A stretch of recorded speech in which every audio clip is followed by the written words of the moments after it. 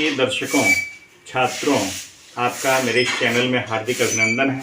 आज मैं पुनः नए टॉपिक के साथ आपके सामने उपस्थित हूँ। आप जरूर देखें, ज्ञानवर्धन में सहायक सिद्ध होगा, मेरा पूरा विश्वास है। टॉपिक है अभ्यंतर प्रयत्न भेद निरूपणम। प्रयत्न आपको पढ़ा चुके हैं कि उसके दो भेद होते हैं, अभ्यंतर और बाह्य। किसी भी वर्ण का जब उच्चारण होता है तो मुंह के भीतर कुछ प्रयत्न होते हैं और कुछ मुख से निकलते समय बाहर होते हैं। तो इनको अंदर में जो परिवर्तन होते हैं, अंदर में जो प्रक्रियाएं होती है उसको अभ्यंतर प्रयत्न कहते हैं, और बाहर में जो प्रक्रियाएं होती हैं उनको बाह्य प्रयत्न कहते हैं। तो अभी अभ्यंतर प्रयत्न, जिनके 5 भेद माने गए हैं, अस्पृष्ट, इखत अस्पृष्ट, इखत विवृत, विवृत और संवृत, इसी पर मेरा यह फोकस है। आप देखेंगे पहले मैंने लिखा है पंचधा विभक्तम, यह 5 भागों में बांटा गया है। अस्पृष्ट, अस्पृष्टम प्रयत्नम स्पर्शानाम, इखत स्पृष्टम अंतस्थानाम, इखत विवृतम उष्मनाम, विवृतम स्वराणाम, ह्रस्वस्यावरणस्य प्रयोगे संवृतम, प्रक्रिया दशायाम तो विवृतम एव, ऐसे लिखा हुआ है। और फिर मैंने जो डिफिकल्ट शब्द है उसका शब्दार्थ भी लिख दिया है। शब्दार्थ, अस्पृष्ट माने स्पर्श किया हुआ, इखत माने थोड़ा, विवृत माने खुला हुआ, संवृत माने संकुचित या बंद। प्रक्रिया दशा का अर्थ है सूत्रों के कार्य करते समय, यह लिखा है मैंने, प्रक्रिया ह्रस्वस्य वर्णस्य प्रयोगे संवृतम प्रक्रिया दशायाम तो विवृतम एव, ह्रस्व उसमें आता है। ये प्रक्रिया दशा क्या है, तो इसी में मैंने लिखा सूत्रों के कार्य करते समय।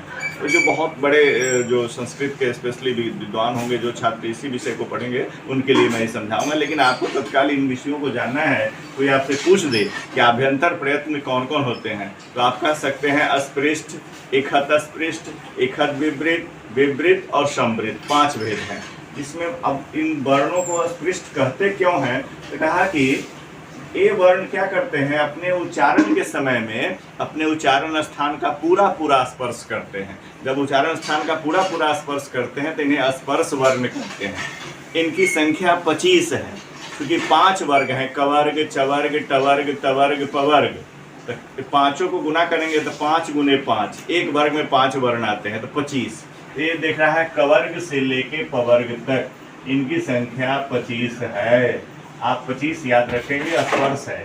ये कवर्ग से लेकर के 5 का 5 वर्ग है, तो 5 × 5 = 25। इसको स्पर्श व्यंजन कहते हैं।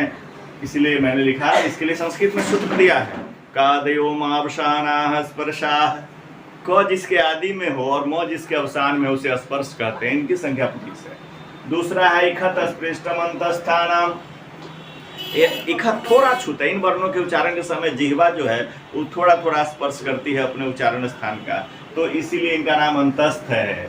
यण प्रत्याहार के वर्ण इसके अंतर्गत आते हैं। यण प्रत्याहार में न को नहीं गिना जाता है, य, व, र, ल, 4 वर्ण इसमें आते हैं। यण प्रत्याहार में अंतस्थ है, य, व, र और ल, ये आते हैं इनके अंतर्गत, य, व, र, ल। ये 4 वर्ण इनमें आते हैं अंतस्थ वर्ण में। इनको यण प्रत्याहार के वर्ण भी कहते हैं। और दूसरा नाम इनका अंतस्थ है। इनके कई नाम है। एक नाम हुआ यण प्रत्याहार के वर्ण, कहीं अंतिम वर्ण न होता है, य, र, ल, व, न, इनकी गिनती नहीं होती है, तो 4 वर्ण आते हैं और इनका एक नाम अंतस्थ है। अंतस्थ का मतलब होता है जिन वर्णों के उच्चारण के समय अंतः अस्त, अंतः माने होता है मध्य, अस्थ का अर्थ होता है स्थित। जिन वर्णों के उच्चारण के समय वायु बीच में स्थित प्रतीत होती है, ऐसा। इसलिए देखिएगा पाणिनि ने जो प्रत्याहार बनाया है, उस प्रत्याहार से पूर्व एक पढ़े होंगे माहेश्वर सूत्र। तो माहेश्वर सूत्र में इसको व्यंजनों के बाद और स्वरों से पहले इसको स्थान दिया गया है। व्यंजनों के बाद इसका स्थान है और स्वरों से पहले है, मतलब बीच में है, यह इनको रखा गया है। और एक कभी कभी स्वर में आए, हमेशा देखिएगा इस स्वर में बदलते भी हैं, इनकी प्रकृति भी है, इसलिए इनको अर्ध स्वर भी कह देते हैं लोग। अर्ध स्वर भी कहते हैं। ई के स्थान में य, उ के स्थान में व, री के स्थान में र, ली के स्थान में ल, ये बदल भी जाता है। ई को यणचित सूत्र है इसका, तो इसलिए स्वर। तीसरा है इखत विवृत। अब इखत विवृत उष्मनाम, इसमें थोड़ा सा खुलता है विवर, मुख विवर थोड़ा सा खुला रहता है। ये सल प्रत्याहार के वर्ण इसमें आते हैं चारों, तीनों, स, ख, स और ह। यही अंत में ल है, इसकी गिनती नहीं होती, इसलिए स से लेकर ल तक सल हो गया। ये य से लेकर न तक यण हो गया, इसको प्रत्याहार कहते हैं, पहले पढ़ा चुके हैं हम। तो ये चारों वर्णों का उच्चारण स्थान क्या है, ये थोड़े मुख विवर इनका थोड़ा खुला, इखत माने थोड़ा, बता चुके हैं। इखत माने थोड़ा, व्यय। इखत विपरीत माने खुला हुआ, थोड़ा खुला रहता है इनके उच्चारण के समय में, यानी थोड़ा थोड़ा जीवा इनके स्पर्श करती है अपने उच्चारण स्थान का। इखत विपरीतम। और विपरीतम स्वराणाम, जितने भी स्वर हैं उनको हम उनका उच्चारण, उनका जो प्रयत्न है आभ्यंतर प्रयत्न, वह विपरीत के नाम से जाना जाता है, पूर्ण रूप से खुलता है। तो इसलिए अच प्रत्याहार के जो वर्ण हैं वह विपरीत स्वर के अंतर्गत आते हैं। विपरीत आभ्यंतर प्रयत्न इनका, अच के जितने भी हैं अच, उनका आभ्यंतर प्रयत्न विपरीत है। और अंत में समृद्ध या ह्रस्वस्य अवर्णस्य प्रयोगे समृद्धम, यह प्रयोग में समृद्ध होता है। चूंकि आपने देखा होगा या जानते होंगे तो मैं बता दूं, पाणिनि व्याकरण के अष्टाध्यायी के अंतिम अध्याय का अंतिम सूत्र है अ, वह समृद्ध विधान करता है। लेकिन कहता है कि प्रक्रिया दशा में जब हम सूत्रों का कार्य करते हैं, दीर्घ वगैरह संधि में देखते हैं, आ समृद्ध होता है, लेकिन इसको कहता है इसको अ को विपरीत माना गया है। लेकिन प्रक्रिया दशा में कहता है कि यह समृद्धि होगा, प्रक्रिया दशा में यह विपरीत होगा। तो यह विपरीत देख लिया आपने कि प्रक्रिया दशा सूत्रों के कार्य करते समय। तो इस प्रकार से आभ्यंतर प्रयत्न जो भेद निरूपण है, इसको आपने अच्छी तरह, हम उम्मीद करते हैं कि आप समझ गए होंगे। कवर्ग से पवर्ग तक जो 5 वर्ण है, स्पर्श की संख्या 25 हो गई। ये अंतस्थ है, अंतस्थ की संख्या 4 हो गई।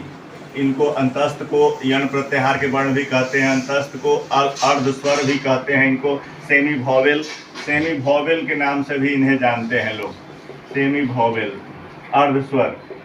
और यवर अल को, और सख सह जो तीनों उष्ण है, और एक ह है 4, इनको आप कहते हैं सल प्रत्याहार के वर्ण। इनका जो आभ्यंतर प्रयत्न है वह इखत विपरीत है, थोड़ा सा मुख विवर खुलता है। और विपरीत जो है वह स्वरों का है, अच प्रत्याहार, अच में सारे स्वर आते हैं, अच प्रत्याहार में सारे स्वर वर्ण आते हैं। तो इस प्रकार आपने देखा। उसके बाद समृद्ध में दिया ह्रस्वस्य अवर्ण से प्रयोग, या प्रयोग के क्रम में समृद्ध होता है, लेकिन प्रक्रिया दशा में जब इसका प्रयोग होता है तो वहाँ विपरीत के रूप में होता है ह्रस्व का केवल। आ तो समृद्ध है ही, आ पूर्ण रूप से समृद्ध है, और अ का विपरीत प्रयत्न होता है प्रक्रिया दशा में। तो इस तरह से आपने देखा कि मैंने अभ्यंतर प्रयत्न भेद निरूपण कर दिया। अब इसके 5 कोई भी आपको पूछेगा तो आप बता देंगे 5 भेद हैं। और इस तरह से एक छोटा सा वीडियो मैं आभ्यंतर प्रयत्न पर दिया हूँ, इसके बाद बाह्य प्रयत्न पर दूंगा। आप इसे पूरी तरह समझे होंगे और आप जरूर इसका रिस्पॉन्स समझ देंगे। इन्हीं बातों के साथ आज मैं समाप्त करता हूँ यह कक्षा। धन्यवाद।